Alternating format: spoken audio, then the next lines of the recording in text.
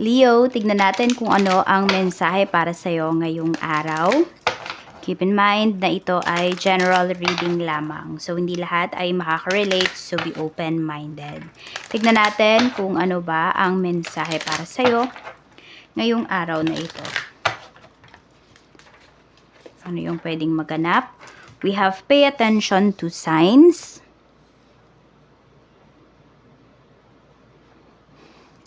Meron tayo ditong self-sabotage.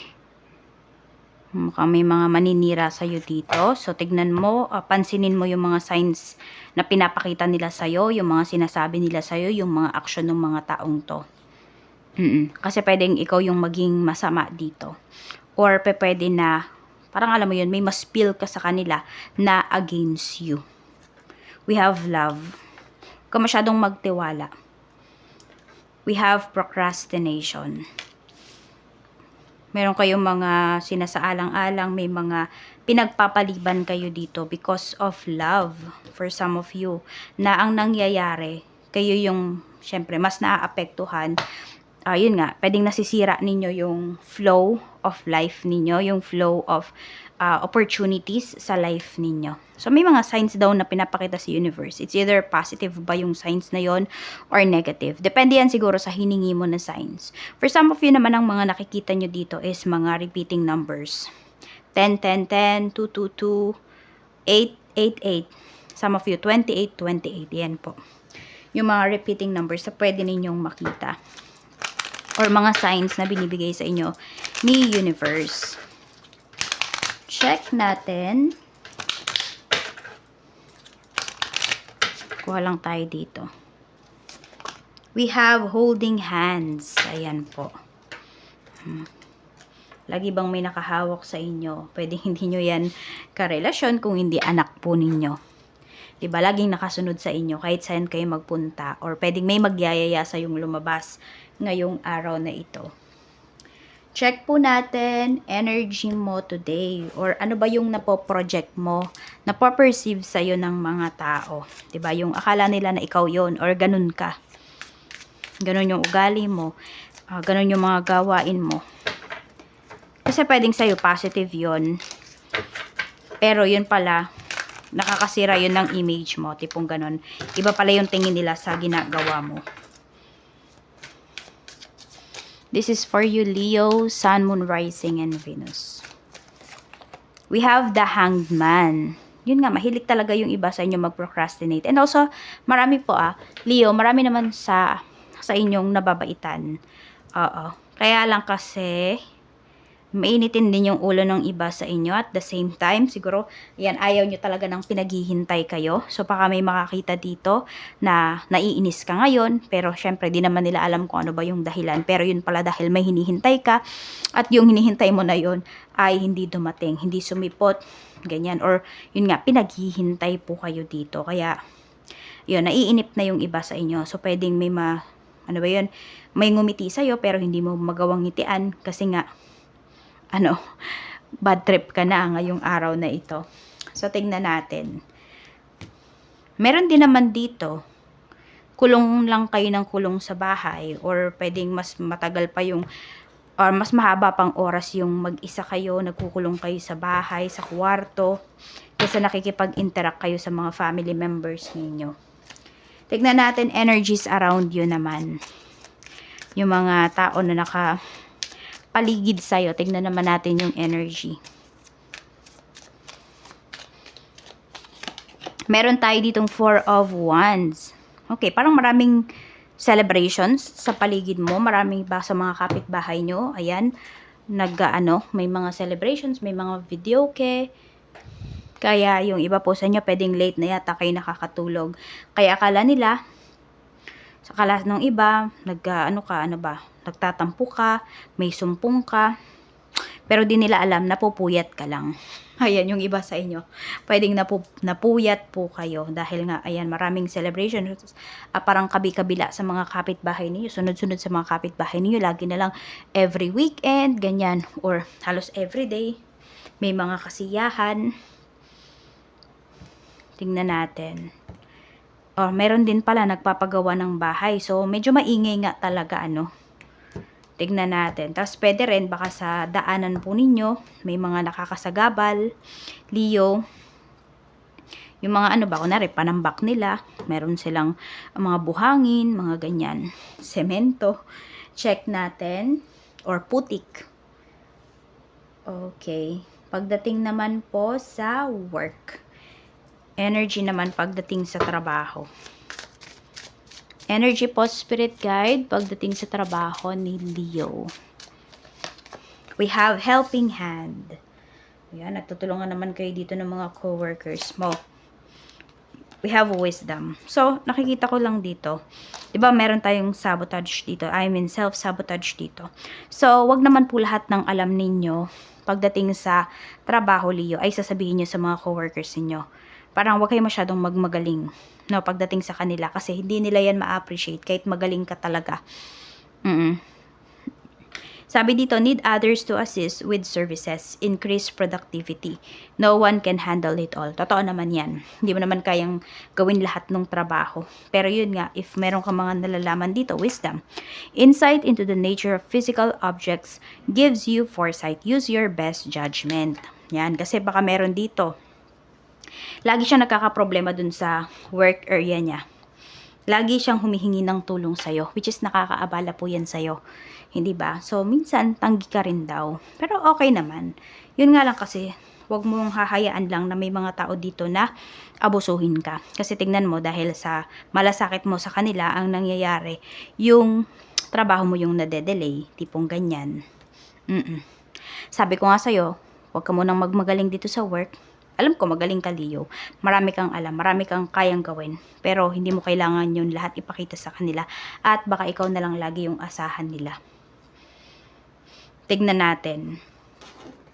Pagdating naman po sa kaperahan. Okay, kaperahan naman, spirit guide. Sa kaperahan, we have Knight of Swords. Marami sa inyo may pagka-impulsive buyer kayo. Parang kung ano-ano yung makita nyo, ano yung magustuhan nyo. Nag-iisip naman din, pero minsan, nadadala kayo ng inyong emosyon, bili ka agad kayo. We have Three of Swords. Ayan tuloy, marami kang pinagsisisihan dito.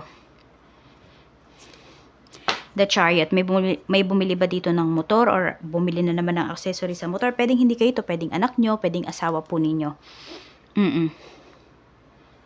Ito, para kasing, kunwari, simula nang binili mo yung motor, hindi na napirmi sa bahay. So, nakukonsume po yung iba sa inyo. Kasi, yes, kinakabahan din kayo. Parang meron kasi dito gala. Kung hindi man kayo yung gala na yan, pwede nga pong anak nyo or pwedeng asawa ninyo. So, yun parang nawala na ng time sa inyo. Ang lagi nyo ng kalaban dito, ayan, kaagaw nyo sa atensyon sa oras ay yung motor. Yan. Or kung ano man po, hindi lang to motor. Kung ano man yung pinagkakaabalahan nitong taong ito. No, na nagbibigay sa ng stress. Pwede kasi din, kaya ka na-stress kasi pwede ikaw yung nagpapagasolina. Yung tipong ganon, ikaw yung gumagastos. Every time na lumalabas yung taong to. Check natin. Kaya ayun po, parang basta, meron kayong pinagsisisihan na binili. Kasi mas lumaki pa yung gastos nyo at nai-stress pa kayo. Check natin. Kaya ayan po, sa mga bibili ng kung ano man, ngayon, pag-isipan nyo po. Kasi yun nga, baka sa halip na akala mo, makaluwag-luwag ka, ay may stress ka pa. Check natin, pagdating naman sa business, we have Knight of Cups. Meron tayo ditong Queen of Coins. At meron tayo ditong Judgment. Okay, sabi nga dito, 'di ba? Yun dito, use your best judgment pagdating po dito sa business. So, pwedeng may offer sa'yo dito. Or feeling ng tao na to, feeling ng nag-offer na to sa'yo is matutulungan ka niya. Pero actually, alam mo, Leo, wala ka talagang kikitain dito. Pagdating dito sa in-offer sa'yo ng isang tao. Okay, pwede rin business, proposal. Yan, or pwedeng inaalok ka niya maging investors ng kung ano mang negosyo yan.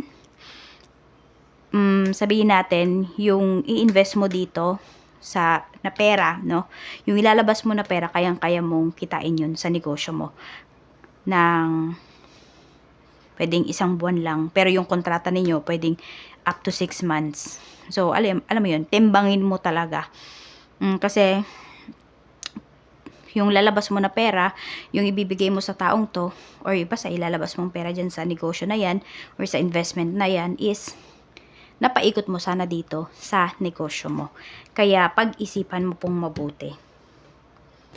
Check natin. Pagdating naman sa family, we have death card. Okay, meron dito sa family mo, pwedeng ano ba, matigas yung ulo niya. Alam mo yung ayaw niya ng pagbabago.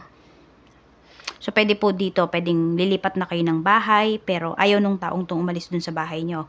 Pwede rin na meron dito ay magpaparenovate ng bahay, pero napaka-sentimental ng taong to na ayaw niyang ipabago yung bahay po ninyo, ayaw niyang iparenovate. Tignan natin ano pa. We have Knight of Coins. Meron dito sa family nyo ha, sobrang tipid. 5 of Coins. Sobrang tipid.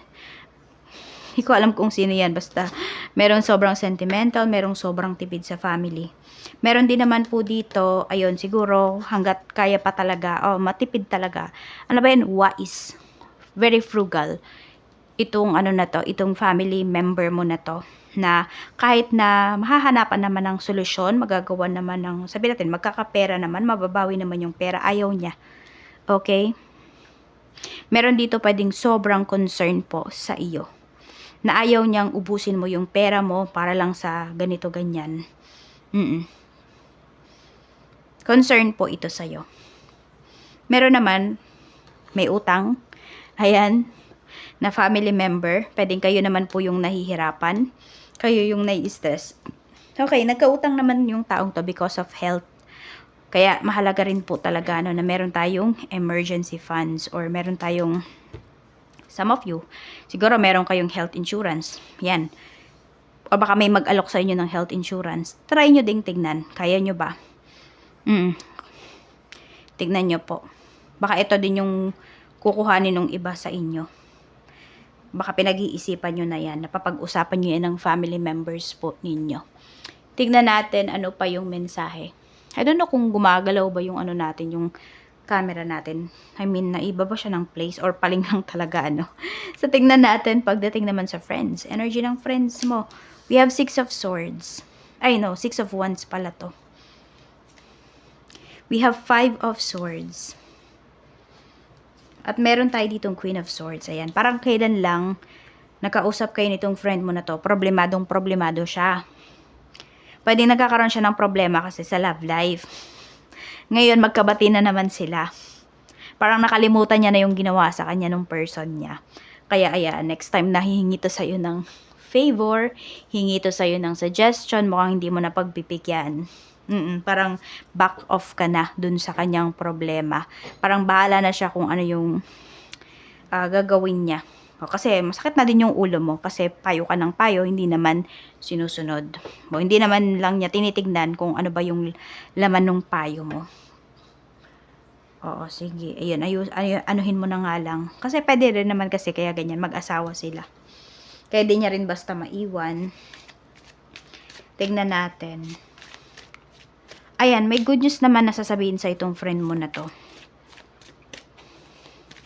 O meron kang papauwi na kaibigan. No, pwede rin. Check natin sa love life naman. Kamusta naman po ang love life? We have the Hermit. We have Ace of Cups. At meron tayo ditong the Empress. Leo. Maganda naman yung pinapakita dito. Actually, ayan o, love energy naman yung nasa pagitan ninyo ng person mo. At saka nakikita ko dito kung meron pong buntis dito. Ayan, pwedeng kunwari asawa mo buntis or ikaw buntis. Makikita mo naman talaga na nagsisikap yung taong to. At umiiwas yan sa mga tukso. Tignan natin. Ito, Dark Confessions tayo. Tignan natin. Ano yung gustong sabihin sa'yo ng person mo. Pero meron po dito ha, okay naman yung inyong relationship. Maayos naman po at magtatagal pa siya. I cannot give you what you want or desire. I'm sorry, okay? Kaya nga nagsisikap yung taong to kasi gusto niyang ibigay sa'yo yung mga, ayan, mga pangangailangan nyo ng family mo. Okay? Or pwedeng gusto kang i-treat ng taong to sa magandang, sa fancy restaurant. Tipong ganun yan.